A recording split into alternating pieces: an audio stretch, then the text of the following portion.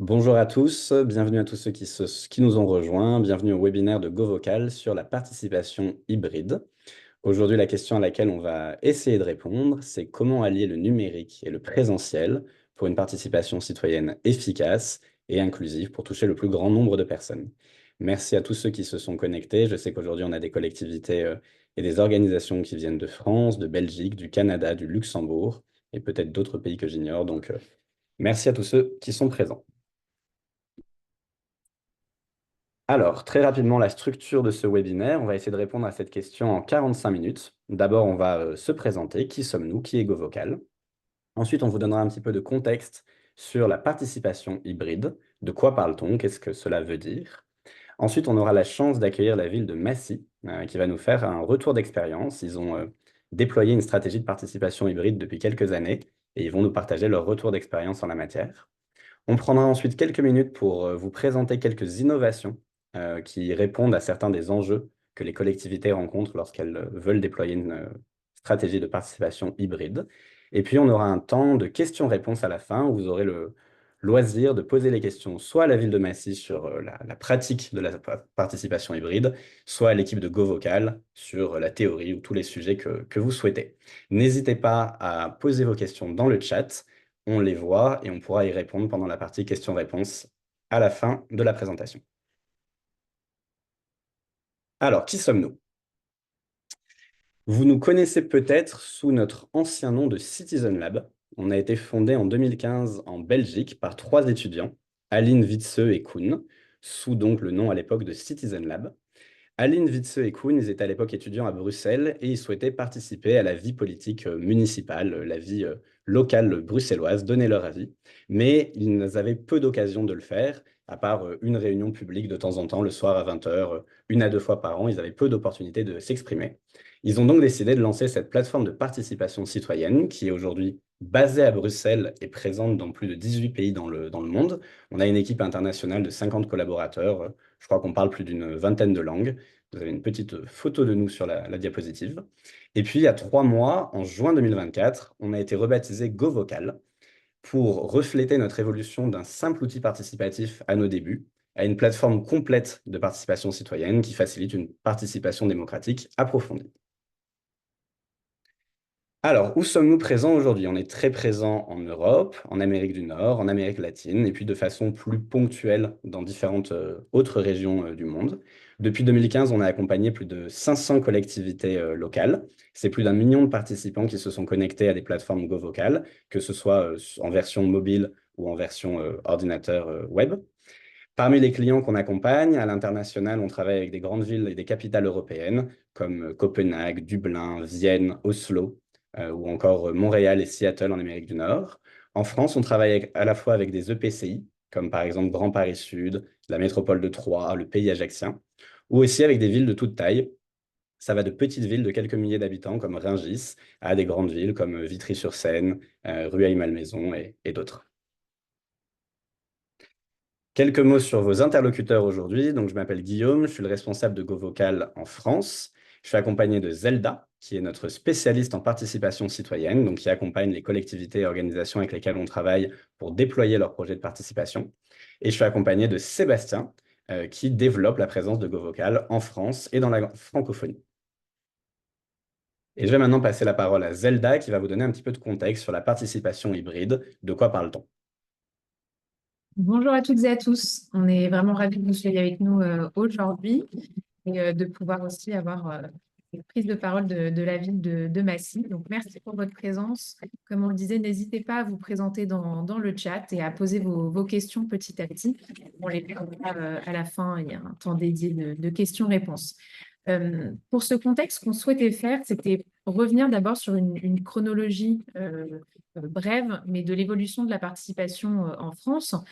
Comme vous le savez sûrement, la participation, on va dire, dite traditionnelle, démocratie locale dans les collectivités existe depuis longtemps. C'est quelque chose qui est établi dans la culture participative des collectivités. Et on voit en fait en 2014 un premier tournant qui se fait avec la naissance en fait d'un certain nombre de civic tech françaises et internationales dont fait partie GoVocal et d'autres tels que Tel Collectif, OSP, etc. Et on voit en fait à ce moment-là le développement petit à petit d'une participation en fait numérique qui va se faire au sein des collectivités. Cette participation numérique qu'on voit commencer à apparaître en 2014 va vraiment être accélérée et accentuée à partir de 2020, notamment dans le contexte du coronavirus, où en fait on voit une volonté des collectivités, mais aussi des habitants de rester en contact, de pouvoir continuer à s'engager. Et évidemment, le recours au numérique permettra cette forme d'engagement. Et donc, on voit depuis quelques années, de manière un petit peu plus marquée depuis 2023 à peu près, cette mouvance, on va dire, vers une participation hybride où les dispositifs de participation citoyenne vont tendre à combiner, allier les avantages en fait de ces deux modes de participation. Euh, Avec cette chronologie en tête, on s'est dit que c'était important, qu'il semblait pertinent de revenir sur en fait les deux manières, ces deux modes de participation et comment ceux-ci se traduisent. Donc, en termes de participation en présentiel, quand on parle de démocratie locale et de démocratie traditionnelle, on va retrouver, par exemple, les conseils de quartier, les réunions publiques, les assemblées citoyennes qu'on voit maintenant à l'échelle nationale avec la Convention climat et autres, les conseils de quartier, les ateliers participatifs, les marches exploratoires et la liste continue. Du côté de la participation numérique, ce qu'on va voir, c'est des sondages et des enquêtes qui vont être en fait rendus disponibles en continu, donc plus facile d'accès pour y répondre, hors temps uniquement en présentiel, des budgets participatifs qu'on voit exploser en France depuis quelques années, des systèmes de votation, des cartes interactives où en fait les citoyens peuvent venir déposer des idées. Et puis tout un autre nombre de dispositifs tels que les appels à projets, les appels à bénévoles. Ce qui est intéressant aussi, c'est de regarder en fait les profils des participants. Pour la participation en présentiel, on note qu'il va y avoir tendance à avoir des personnes qui sont plus âgées en moyenne, des personnes qui sont peut-être déjà impliquées dans soit des associations, enfin la vie locale de la collectivité, donc peut-être des personnes qui sont notamment plus à l'aise avec la prise de parole en public. Et du côté de la participation en ligne, les profils qu'on retrouve, ce sont des profils, on va dire, plus jeunes, notamment de jeunes actifs en particulier, des personnes qui vont en fait avoir déjà une expérience avec les réseaux sociaux, donc qui vont par exemple appartenir peut-être à des groupes de voisinage sur WhatsApp ou sur Facebook, ce genre de choses, et peut-être des personnes qui notamment ne sont pas forcément à l'aise avec un contexte de prise de parole en public. Voilà, il me semblait que c'était important de revenir là-dessus. Ce qu'on voulait également partager avec vous dans ce contexte, en fait, c'est le point de vue des collectivités avec lesquelles on travaille. Donc, j'en accompagne un peu plus d'une cinquantaine en France. Et en fait, ce qu'elle me remonte, c'est qu'il y a ce constat, en effet, de ces deux modes de participation qui ont qui ont chacun leurs avantages et leurs limites, mais qu'en fait, ces deux modes de participation coexistent souvent en vase clos. Parmi les difficultés ou les défis à surmonter, donc on a d'un côté évidemment les limites intrinsèques du présentiel qu'on connaît et celles du numérique. Et parmi les grandes questions ou les défis qui se posent, c'est comment atteindre en fait ceux qui ne viennent pas, comment en fait atteindre de nouveaux publics sans forcément faire une croix en fait sur les instances en présentiel, comment faire en fait pour surmonter l'exclusion numérique et de plus en plus, justement, avec cette participation hybride, la question de se dire comment est-ce qu'on construit des démarches participatives globales et en même temps la nécessité d'adapter aussi les moyens de communication. On ne parle pas forcément de la même manière d'instances participatives en présentiel que numérique et donc de construire une communication globale pour ces démarches. On va passer à la slide suivante, s'il vous plaît. Dans quelques minutes, on aura la prise de parole de nos intervenants de la ville de Massy. Donc, je pense qu'ils seront plus à même de vous expliquer ces défis, comment ils les ont surmontés, les défis qui restent encore à surmonter. Mais avant de leur donner la parole, je souhaitais en fait poser cette petite définition de la participation hybride avant qu'on se lance dans la suite du webinaire. La participation en hybride, en fait, ça va désigner un processus où les citoyens sont impliqués dans la prise de décision, dans la discussion publique, à travers en fait une combinaison de formats, de modes, participatif en présentiel et en ligne.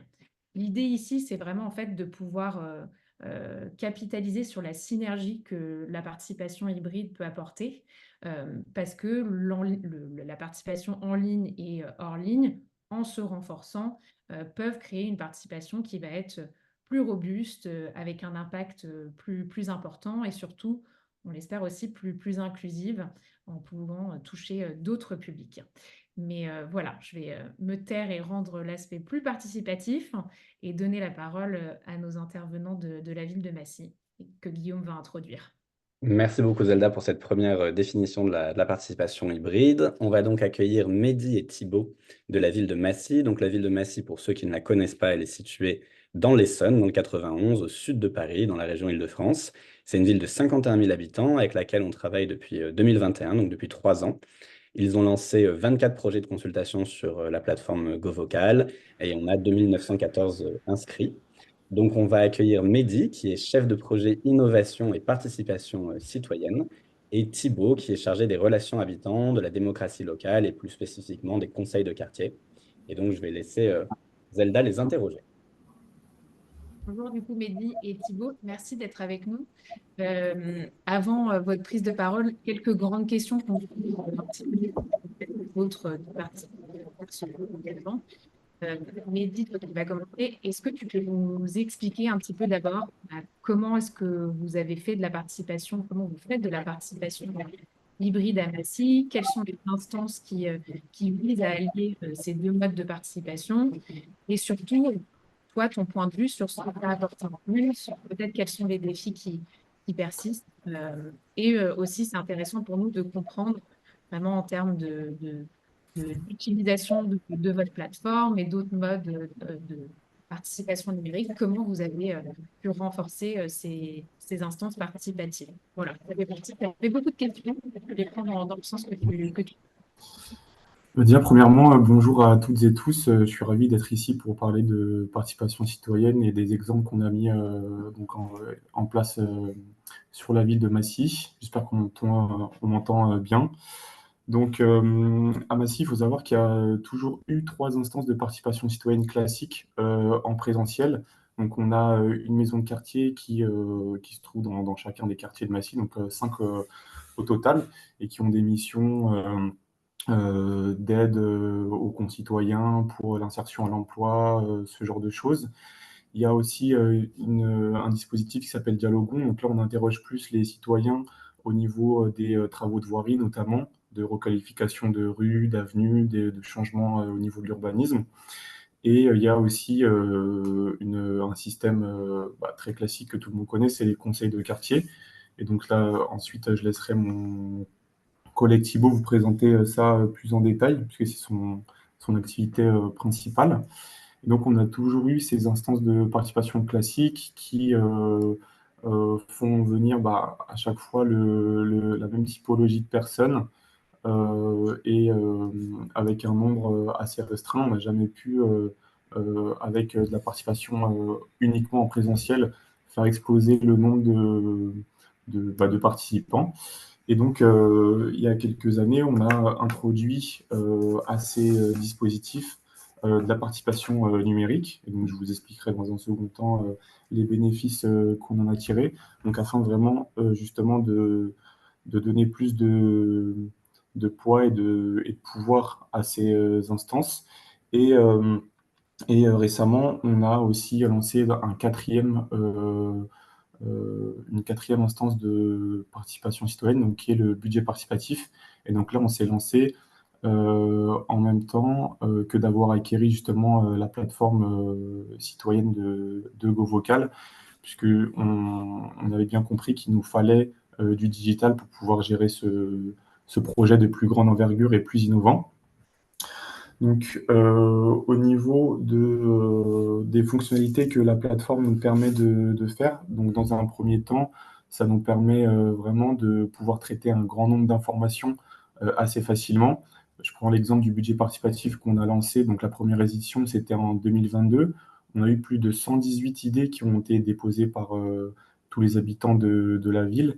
Et donc, sans plateforme digitale, on n'aurait jamais pu traiter aussi facilement les idées, pouvoir les affecter en interne aux directions qui vont être chargées de les analyser, donc aussi bien sur la recevabilité que la faisabilité des idées.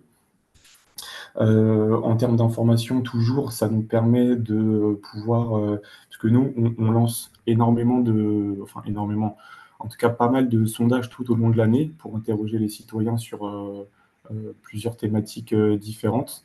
Et donc, on a remarqué que avec ces sondages en ligne, on pouvait à la fois toucher plus de monde et que les retours aussi étaient beaucoup plus conséquents que la manière classique d'aller déposer des flyers dans les boîtes aux lettres, qui est chronophage, qui coûte de l'argent et qui prend énormément de temps. Donc ça, la partie traitement de données. Sur la partie aussi partage d'informations, ça nous permet de pouvoir du coup partager des documents PDF et des informations pour préparer justement en amont des activités et des temps d'échange qui vont être faits justement dans les instances de participation classiques que je vous ai citées précédemment, donc tout ce qui est maison de quartier et conseil de quartier. Donc on peut vraiment partager de l'information pour préparer les temps d'échange et être plus efficace par la suite. Ça nous permet aussi de faire des retours aux habitants plus facilement. Donc, notamment, je prends l'exemple du budget participatif. Donc, lorsqu'ils déposent une idée, ensuite, nous, on l'analyse. Si elle n'est pas faisable, on donne des explications qui sont rendues publiques donc, grâce à la plateforme. Donc, c'est vraiment quelque chose de transparent que tout le monde peut voir sur la plateforme. Et donc, ça renforce ce sentiment justement de transparence.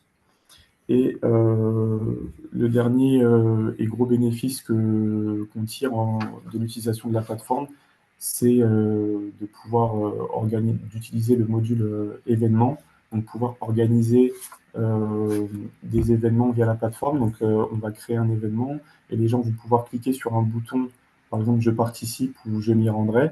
Et donc là, nous, on peut prévoir la fréquentation de l'événement et s'organiser en conséquence.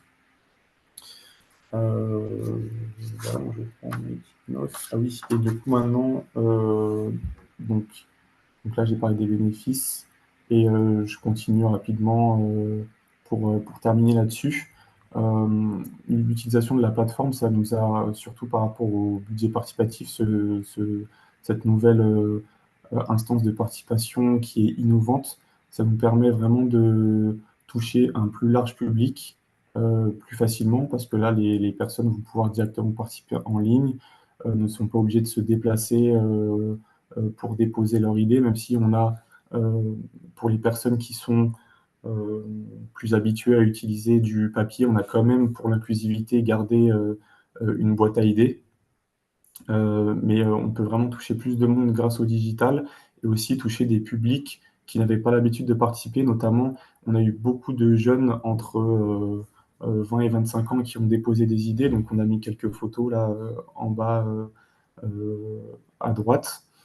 Et puis aussi, la plus jeune personne qui a déposé une idée au budget participatif, elle avait 9 ans. Donc, bien sûr, elle a été accompagnée de ses parents.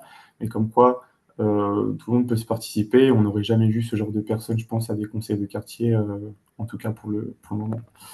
Voilà pour ma part.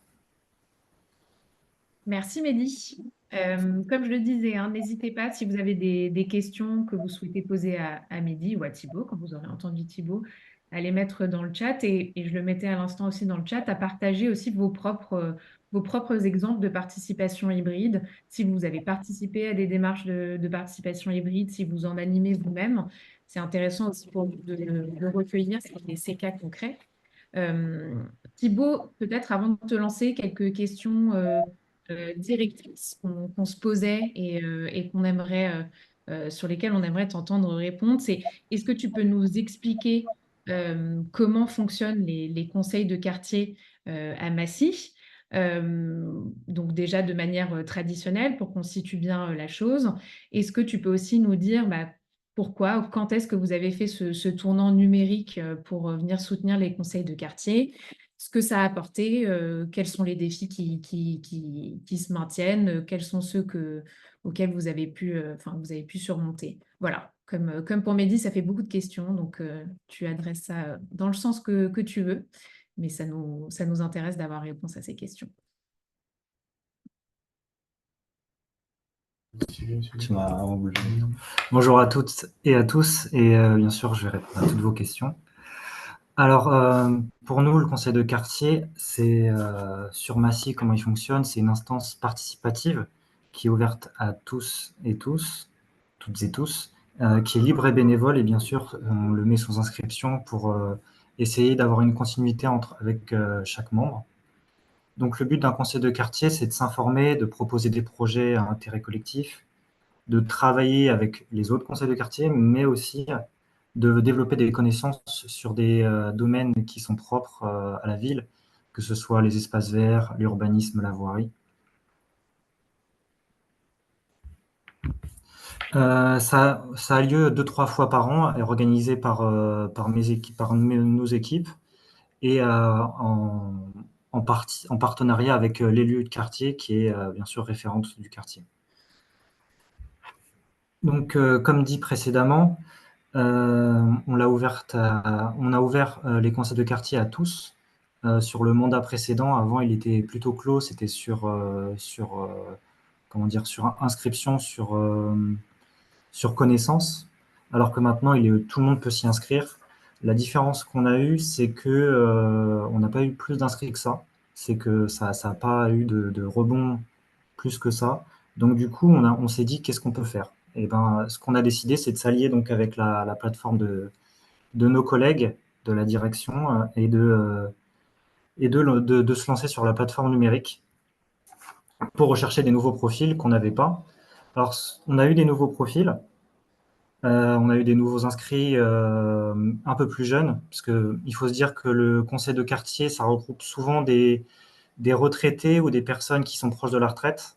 Là, on a eu des personnes qui ont environ plus de 35 ans, vers la quarantaine, on va dire des personnes actives. Ça nous a permis aussi d'améliorer notre visibilité, qu'on n'avait pas avant. Avant, le conseil de quartier n'était pas du tout visible. On avait du mal à l'identifier. Et aussi, donc, avec la visibilité, c'est améliorer la transparence. Et enfin, ça a amélioré notre interactivité. Donc, contrairement à ce que disait Mehdi, pour ce qui est des conseils de quartier, on a beaucoup de mal à avoir des enfants de 9 ans. Mais au-delà de ça, on a surtout du mal à avoir des personnes qui ont plus de 18 ans, entre 18 et 35 ans. C'est toujours difficile de les mettre dans le cycle de conseil de quartier, de rester assez longtemps dedans. Mais on a réussi, donc, comme je vous disais, à avoir des profils plus dans la quarantaine. Aussi dans la transparence, avant, ce qu'on avait comme problème, c'est que les élus présentaient leur conseil de quartier, sauf que les gens ne savaient pas ce que c'était et avaient l'impression que c'était un vase clos. Alors que maintenant, ils peuvent facilement accéder à la plateforme, savoir savoir ce qui s'y passe. Et donc, on est beaucoup plus ouvert et il y a moins de soucis de dire ouais, mais je ne peux pas y aller à ce conseil de quartier. Là, on peut leur dire c'est ouvert à tous. Et enfin, pour l'interactivité, c'était le problème majeur du conseil de quartier. C'était que à la fin de chaque conseil de quartier, on disait bon bah au revoir et puis à la prochaine. Sauf que la prochaine, c'était comme je vous dis, c'est 3 fois par an, donc c'était quelques mois après. Donc ce qu'on a décidé de faire, c'est aussi d'avoir cette plateforme pour avoir aussi beaucoup plus d'interactivité. Et donc de créer du lien via cette plateforme entre les différents membres, donc en leur proposant des cartes, en leur proposant des suggestions pour l'ordre du jour, etc. Donc, concrètement, comment ça se passe? Comme vous a présenté Mehdi, il y a le site Je participe. On entre sur le site, on a l'onglet Conseil de quartier. Pour chaque conseil de quartier, on a un onglet spécifique avec une petite spécificité qu'on a l'onglet Conseil interquartier qui s'appelle Cohabitons, qui est un conseil interquartier sur la cohabitation entre les différents modes de déplacement dans la ville. Comme c'est un sujet assez prégnant sur tous les quartiers, on a décidé d'en créer un spécifique. C'est une sorte de groupe de travail, disons. Euh, Donc le conseil de quartier, comme vous pouvez le voir, en fait, il y a classiquement, on a fait la présentation de l'élu avec la photo, car il y a toujours besoin de se repérer qui est l'élu. Sur des grandes villes, on a du mal par moment à reconnaître notre propre élu. Sur cette plateforme, donc, on a mis tous les supports, tous les comptes rendus, et comme je vous disais, l'interactivité qui est juste en bas, qui est donc à chaque, on va dire quelques jours avant, on a la phase d'analyse et la date du conseil de quartier, on présente où ça se passe, etc. Et entre chaque conseil de quartier, on a la suggestion pour l'ordre du jour. La suggestion pour l'ordre du jour, en fait, qu'est-ce que c'est? C'est chaque membre ou même les non-membres peuvent proposer des sujets à l'ordre du jour. Par moment, l'ordre du jour peut être spécifique. Par exemple, on a fait un ordre du jour sur les espaces verts. Là, ça sera des suggestions pour l'ordre du jour seulement sur les espaces verts du quartier. Mais sinon, c'est assez global et on aborde tout avec avec les membres du conseil de quartier. Maintenant, sur l'utilisation de la plateforme, elle est différente selon les âges. Alors, on va dire, ceux qui sont des conseils de quartier assez âgés, donc qui sont plus comme je vous disais, la retraite ou proche de la retraite. Ils ont un peu plus de mal avec le numérique et ils vont utiliser le numérique seulement pour regarder ce qui se passe sur le conseil de quartier. Donc, ils vont cliquer sur compte rendu, sur le support. Ils vont regarder ce que disent les autres habitants dans les suggestions pour l'ordre du jour, mais ils ne vont pas participer réellement. Alors qu'avec des conseils de quartier, comme celui d'Atlantis que vous pouvez voir à l'image, là, on peut faire des plans avec eux. Donc, par exemple, on a utilisé une map numérique qui était disponible sur la plateforme. Et via cette map numérique, en fait, on a proposé que chacun place voilà exactement, que chacun place son point et se dise qu'est-ce que vous voulez changer là ici pour désimperméabiliser, pour changer la végétation, pour créer des animations sur ce lieu spécifique. Donc c'est des choses qu'on peut faire plus facilement avec certains profils qui sont plus difficiles sur d'autres profils, comme je vous disais, sur les retraités.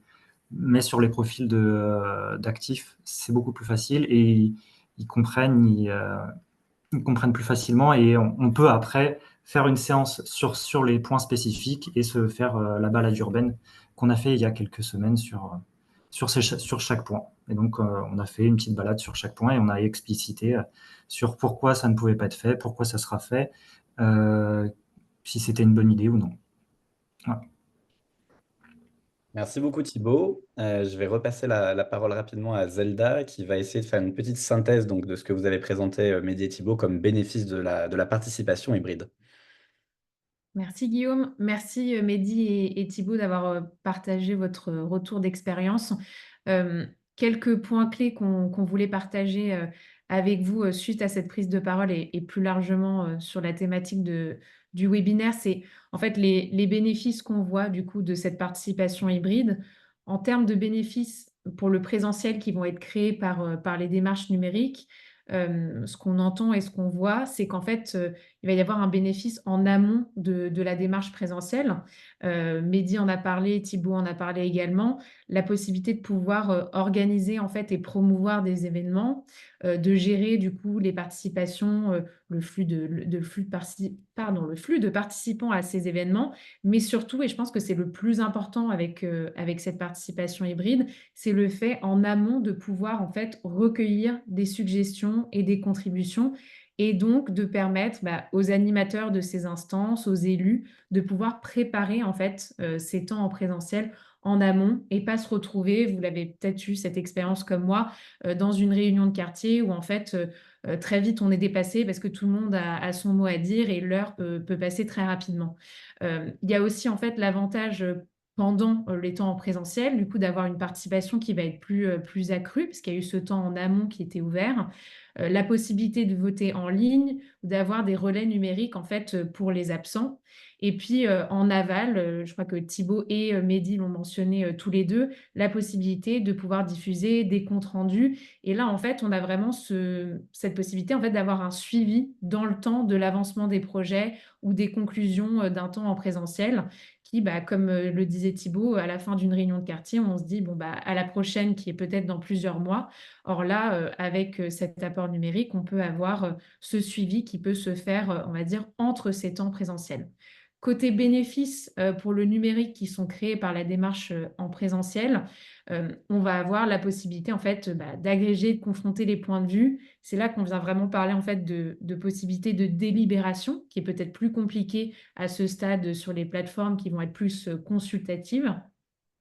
La présentation des résultats et des décisions politiques qui souvent vont avoir du coup une dimension plus officielle, on va dire, parce que c'est peut-être l'élu du conseil de quartier qui vient restituer un certain nombre de recommandations, comment elles vont être mises en place. Et enfin, bah, ce qu'on a appelé la résonance en fait dans le réel des discussions qui sont en ligne, ce sentiment en fait d'être entendu. Et c'est là qu'on commence vraiment à poser les pierres d'une culture de la participation. Voilà, un petit peu pour les points importants qu'on voulait avant de rentrer dans les aperçus de nos innovations. Oui, Je on vous va maintenant passer la parole à Sébastien, donc, qui développe la présence de GoVocal en France et dans la francophonie, pardon, qui va vous présenter quelques innovations qui permettent de répondre à certains enjeux rencontrés par les collectivités lorsqu'elles veulent déployer une stratégie de participation hybride. Alors bonjour à toutes et tous. Alors dans la continuité de cette thématique d'allier le présentiel et le numérique, nous souhaitions vous présenter, comme Guillaume a dit, quelques nouveautés sur lesquelles on a travaillé dernièrement. De nombreuses collectivités nous ont fait part d'une problématique, c'est celle des retours papier. Que ce soit dans le cadre d'une enquête ou d'un appel à projet, le fait de construire ces formulaires en version papier, mais aussi et surtout d'analyser tous les retours qui vont être écrits à la main, c'est pas facile et ça peut vite prendre beaucoup de temps.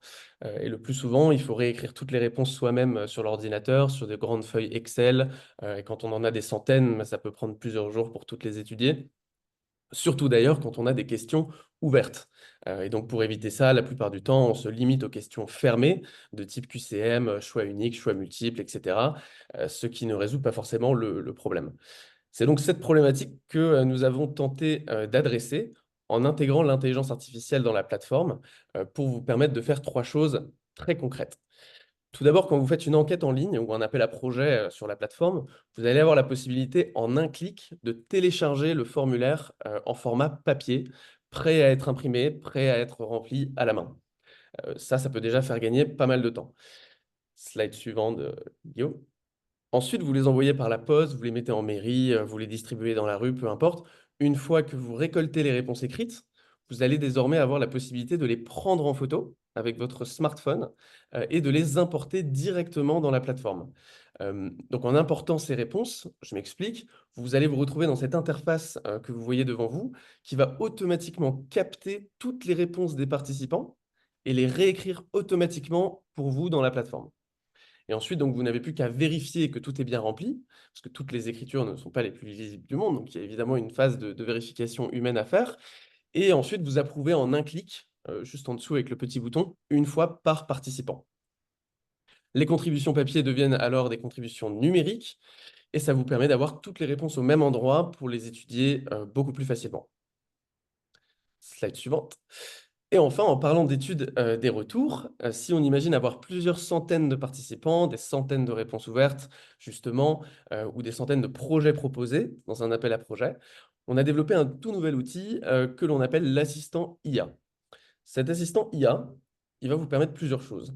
Tout d'abord, il va pouvoir catégoriser automatiquement toutes les contributions des habitants par thématique, par profil de participants, ou encore par sentiment.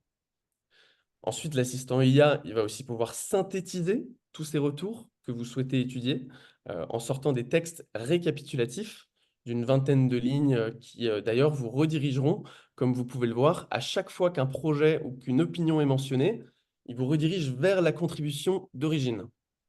grâce à ces petits symboles que vous voyez dans le récapitulatif sur votre droite. Et si on va encore plus loin, on va même avoir la possibilité de poser des questions à l'assistant IA pour creuser l'étude encore plus loin. Par exemple, on pourrait imaginer demander quels sont les retours qui parlent d'environnement, quel est le sentiment général à l'égard de cette rue qui pourrait devenir piétonne, etc. Donc voilà 3 innovations sur lesquelles on a travaillé dernièrement qui peuvent optimiser encore plus cette complémentarité entre le numérique et le présentiel et vous faire gagner pas mal de temps. Merci beaucoup Sébastien. On va maintenant prendre un petit temps de questions-réponses. Donc, vous pouvez poser des questions, que ce soit des questions à Mehdi et Thibaut sur leur retour d'expérience à Massy, que ce soit des questions à Zelda, Sébastien et moi sur les dernières innovations de GoVocal ou sur, de manière générale, comment on travaille avec les collectivités pour déployer la participation hybride. Toutes les questions sont bonnes. Je n'ai pas accès au chat, donc je ne sais pas s'il y en a, mais je vais laisser Sébastien et Zelda le dire. Une question pour Thibaut, notamment concernant les conseils de quartier.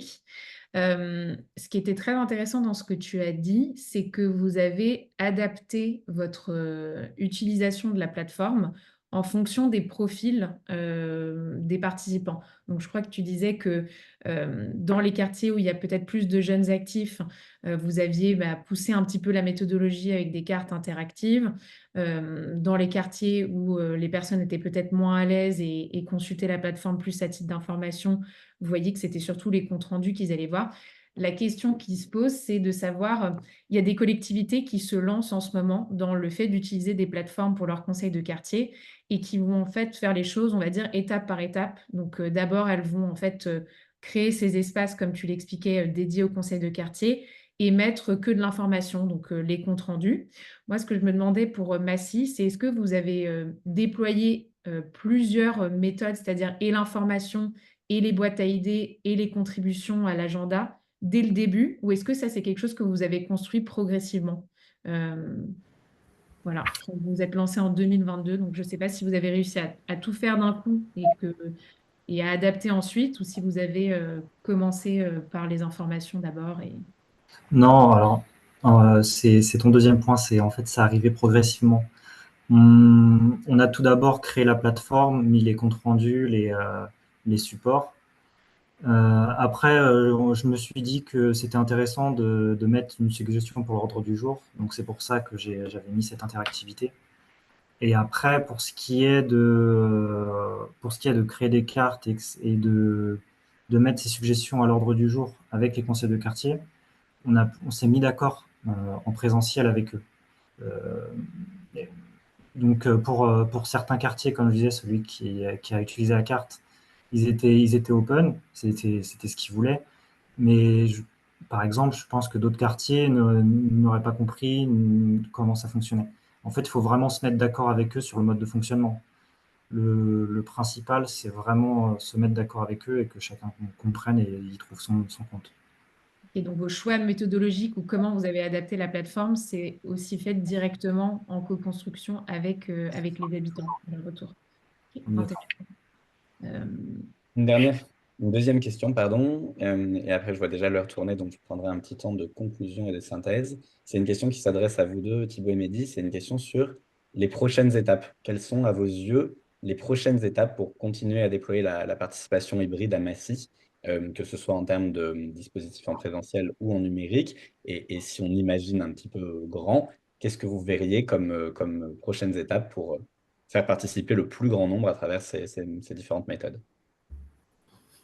Moi, je vais débuter. Moi, je dirais que le premier point, ce qui est important, c'est que malgré le fait qu'on ait un nombre euh, assez, entre guillemets, satisfaisant d'inscrits sur la plateforme, on remarque que la plateforme, notre plateforme citoyenne n'est pas encore connue de la majorité des habitants de Massy et qu'il est important de tabler sur des moyens, des dispositifs pour promouvoir la plateforme, continuer à la faire promouvoir, à la faire croître. Et ça passe par l'alimentation de la plateforme de divers projets tout au long de l'année. Là, récemment, on est super content puisque grâce à notre deuxième édition du budget participatif, et rien que sur la phase de vote qui a démarré il y a il y a 10 jours, elle a démarré. On a eu plus de 400 inscrits, puisque en réalité, les porteurs de projets qui déposent des projets, ensuite on les incite à en parler autour d'eux afin de pouvoir euh, avoir le plus de votes possible pour leur idée et maximiser leurs chances de voir leur idée passer en phase de mise en œuvre. Donc en fait, tous ces moyens-là, ça permet de faire connaître la plateforme, de générer du trafic sur le site internet. Et comme notre plateforme, bon, on a essayé de, grâce au conseil de la team GoVocal, de bien la penser, on ne retrouve pas que le budget participatif sur la plateforme. Donc quelqu'un qui s'inscrirait pour voter pour une idée dans le cadre du budget participatif va aussi tomber sur l'onglet conseil de quartier géré par Thibaut, va aussi tomber sur nos autres projets et va petit à petit comme ça pouvoir rentrer plus activement dans la participation à Massy. Donc là, je dirais continuer à promouvoir la plateforme toujours avec des actions terrain et la faire grossir comme ça pour qu'elle ait encore plus d'impact à l'avenir. Génial. Et pour rebondir sur ce que tu dis, Mehdi, c'est quelque chose qu'on constate beaucoup avec les collectivités avec lesquelles on travaille, c'est-à-dire une consultation qui va faire venir du monde sur la plateforme et ensuite les habitants qui découvrent d'autres consultations en venant une première fois pour une consultation un peu grand public et qui se prennent au jeu de la consultation et de participer à d'autres projets. Exactement. Et maintenant, ce qui est bien avec la plateforme, le fait que ça puisse héberger d'autres projets, notamment des conseils de quartier, c'est que les, tu me dis si je me trompe, Thibaut, mais les personnes inscrites au conseil de quartier, une fois qu'elles ont connaissance, par exemple, d'un autre dispositif comme le budget participatif, vu que c'est des gens très actifs, c'est des personnes très actives déjà dans la participation de la ville, en fait, sont un peu notre porte-étendard et nos porte-parole sur nos autres Ambassadeur, et nous aident à promouvoir sans même qu'on ait des fois à leur demander, nous aident à promouvoir nos autres projets et à parler autour d'eux de la plateforme.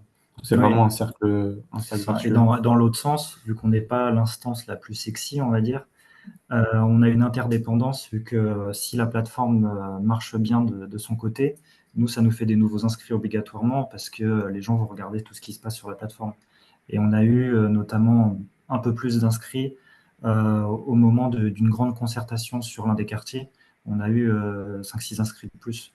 Donc c'est comme ça que ça fonctionne. On est un peu interdépendant. Je pense que c'est un Moi, point important, notamment par rapport au un des défis qu'on partageait tout à l'heure, c'est du coup comment, s'il y a des démarches hybrides qui se mettent en place, comment penser une communication justement qui va être plus globale et faire écho aux deux instances, donc les ambassadeurs que peuvent être les citoyens aussi, c'est un point important. Je vois les minutes tourner, donc je propose qu'on reste connecté quelques minutes de plus, simplement parce qu'il y a deux, trois autres questions dans le chat, on va en prendre une ou deux et puis pouvoir faire la conclusion. Donc, si vous avez un tout petit peu plus de temps pour nous, on est ravis de rester ensemble. On avait une question venait de Vanessa. Notre commune a déjà un site internet avec des formulaires d'enquête. Est-ce que la plateforme intervient en doublon d'un site classique? Guillaume, tu veux répondre à cette question? Je pense que c'est plus pour avec nous, plaisir. l'équipe vocale. Alors, toutes les collectivités avec lesquelles on travaille ont à la fois leur site web officiel qui est plutôt utile pour faire de l'information descendante de la mairie vers les habitants et la plateforme de participation qui est un espace beaucoup plus ascendant délibératif des citoyens vers la mairie. On peut avoir un renvoi de l'un vers l'autre. Par exemple, on peut mettre un widget, donc un petit encart sur le site de la mairie qui va renvoyer vers la plateforme pour encourager la consultation à avoir lieu sur la plateforme. Le principal avantage de centraliser toutes les consultations et toutes les démarches de participation sur la plateforme, ça va être les données démographiques des utilisateurs qu'on aura demandé au moment des champs d'inscription, l'analyse des résultats. On a un certain nombre d'outils d'analyse disponibles en administration, en back-office, que ce soit des tableaux de bord, l'intelligence artificielle que Sébastien présentait tout à l'heure, ou des constructeurs automatiques de rapports qui vont agréger les réponses et présenter des rapports de restitution.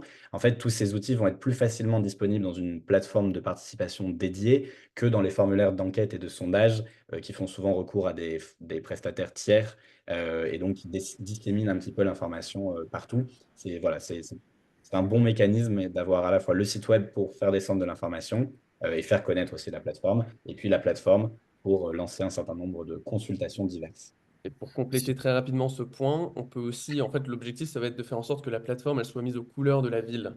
pour qu'on ne réalise même pas, en fait, du point de vue de l'habitant, qu'on est en train de sortir du site de la mairie, en fait, qu'en un clic, on soit redirigé vers la plateforme, mais que la plateforme ressemble au site de la mairie euh, en la mettant aux couleurs de la ville, tout simplement. Moi, si je peux me permettre, du coup, c'est exactement la stratégie qu'on a adoptée à Massy, c'est-à-dire que lorsqu'on se rend sur le site officiel de la ville, on a un onglet Je participe, en fait, et qui renvoie sur notre plateforme. Donc, effectivement, je pense que les gens ne savent même pas qu'ils sortent du site de la ville. Ils s'imaginent simplement que c'est un onglet supplémentaire. Et par rapport, nous, aux enquêtes maintenant, donc avant l'utilisation de la plateforme, c'était un peu archaïque. Tous les services lançaient des consultations comme ça à droite à gauche et chacun se débrouillait dans son coin. Et maintenant, on a tout centralisé sur la plateforme, notamment parce qu'on a des super outils de rédaction de rapports automatiques et de traitement des données qui sont fournis par GoVocal. Et ça nous permet de rapidement euh, d'avoir des datas et des données d'analyse et des réponses claires aux questions. Par exemple, si on pose une question sur est-ce que vous préférez ci ou ça, on aura le camembert qui se fait automatiquement avec le nombre de pourcentage de oui et de non. On va prendre une dernière question qui concerne l'outil d'IA. Comment est-ce que vous en évaluez la fiabilité? C'est-à-dire, enfin, est-ce que vous pouvez vérifier si les résumés produits correspondent vraiment aux propositions? Est-ce que les citoyens ont l'occasion de donner leur feedback et de vérifier les idées? Rapidement, je me permets de répondre. Donc, il y a deux choses importantes avec notre outil IA. La première chose, c'est qu'en fait, tous les résumés qui vont être produits par l'assistance IA sont vérifiables déjà par l'agent, enfin l'administrateur de la plateforme. Je m'explique, au sein de tous les résumés, en fait, il y a toujours la source initiale, donc la contribution ou les contributions citoyennes qui ont généré, enfin, ont été à l'origine du résumé. Nous, on le dit toujours, c'est un grand gain de temps. Mais c'est très important qu'il y ait quand même un contrôle humain. On le sait, l'IA parfois peut perdre les nuances qui sont parfois le cœur d'une délibération. Mais cette possibilité de toujours pouvoir contrôler les contributions d'origine et donc aussi d'ajuster les résumés. En termes de feedback des citoyens, ce qui se passe, c'est qu'en fait, les administrateurs, les agents qui gèrent la plateforme peuvent générer ensuite un compte-rendu en fait, de ces résumés et les partager publiquement sur la plateforme. S'ils le souhaitent, ils peuvent décider d'ouvrir une boîte à idées par la suite pour que les personnes puissent commenter ou partager des remarques. Mais il y a cette transparence dans le fait de pouvoir revenir vers les citoyens pardon, avec un rapport. On ne pourra pas prendre toutes les dernières questions dans le chat, mais on peut revenir vers vous pour y répondre, notamment quand on va vous envoyer l'enregistrement du webinaire. Je laisse la main à Guillaume pour les derniers mots de conclusion et merci encore à tous d'avoir été avec nous. Avec plaisir. Juste pour compléter ce qu'a dit Zelda, on est conscient que l'IA ne remplacera jamais l'analyse humaine. En revanche, ça peut faire gagner du temps et flécher l'effort. C'est-à-dire que quand on a des centaines ou parfois des milliers de contributions, avoir une première orientation, une première analyse qui est automatiquement faite par l'IA va permettre ensuite d'orienter le travail vers les contributions, de filtrer, de trier, etc. Donc c'est à ça que c'est utile. Quelques conseils pour réussir une participation hybride. Pour conclure un petit peu ce webinaire, on a eu une présentation théorique par Zelda des atouts de la participation hybride. On a eu un retour d'expérience pratique de Mehdi et Thibaut à Massy. Quelques conseils un petit peu pour conclure. D'abord, nous, notre premier conseil, c'est de définir et de partager aux habitants, aux participants, un calendrier de participation qui va combiner des dispositifs en présentiel, donc des événements, des assemblées citoyennes, et des temps de consultation en ligne. L'objectif, c'est que chacun puisse participer quand il le souhaite et que la consultation soit toujours vivante, que ce soit par du présentiel ou du numérique. C'est aussi déployer une stratégie de communication double, c'est-à-dire organiser et promouvoir les événements sur la plateforme pour augmenter le nombre d'inscriptions aux événements. On peut gérer les inscriptions aux événements depuis la plateforme. Et puis profiter des événements en présentiel pour promouvoir l'utilisation de la plateforme, pour partager la restitution de résultats de consultations qui ont eu lieu sur la plateforme. Et donc, en faisant écho à chaque fois entre le numérique et le présentiel, peu à peu massifier la participation citoyenne. Troisième conseil, pour chaque démarche en présentiel, que ce soit un conseil des quartiers, un conseil des jeunes, un comité consultatif citoyen, nous, on conseille de créer un espace dédié en ligne, donc comme on a pu le voir tout à l'heure pour les conseils de quartier de Massy, en sachant qu'on peut paramétrer les droits d'accès à ces différents espaces en ligne. On peut par exemple décider que ce sont uniquement les jeunes qui ont rempli, qui avaient moins de 30 ans, moins de 25 ans au moment de l'inscription à la plateforme, qui ont accès à cet espace numérique, ou alors tout le monde a accès, mais seuls les jeunes peuvent voter ou peuvent proposer des contributions. C'est la même chose pour les habitants d'un quartier. On peut paramétrer tout ça pour avoir des espaces dédiés. Dernier point, systématiquement cumuler les contributions et les votes qui ont été réalisés sur la plateforme avec celles qui ont été réalisées en présentiel, avec ce que Sébastien présentait tout à l'heure, en important massivement les contributions papier et les votes papier. Par exemple, dans le cas d'enquêtes, de sondages, de boîtes à idées, de budget participatif, on va pouvoir prendre en compte toutes les contributions et les votes, éventuellement les faire analyser par l'assistant IA si on le souhaite, mais en tout cas, les centraliser dans la plateforme et les traiter ensemble. Voilà, c'était quelques conseils pour conclure. On croit beaucoup chez GoVocal à la participation hybride. On est ravis d'avoir pu accueillir Massy qui a partagé ses conseils. Et un dernier mot, vous remercier de votre participation et de votre présence aujourd'hui. Je suis désolé, on a dépassé un tout petit peu le timing, 52 minutes au lieu de 45 minutes. Si vous avez des questions supplémentaires, n'hésitez pas à nous les envoyer. Donc nos adresses mail, c'est à chaque fois le prénom @govocal.com, Guillaume, Zelda, Sébastien @govocal.com. Ceux qui ont posé des questions dans le chat auxquelles on n'a pas eu le temps de répondre, on vous enverra un petit mail pour vous proposer d'y répondre par mail ou lors d'un échange. En tout cas, merci à tous d'avoir été présents aujourd'hui et je vous souhaite une excellente journée. Merci beaucoup. Bonne journée à tous. Bonne Bonne journée. journée, merci.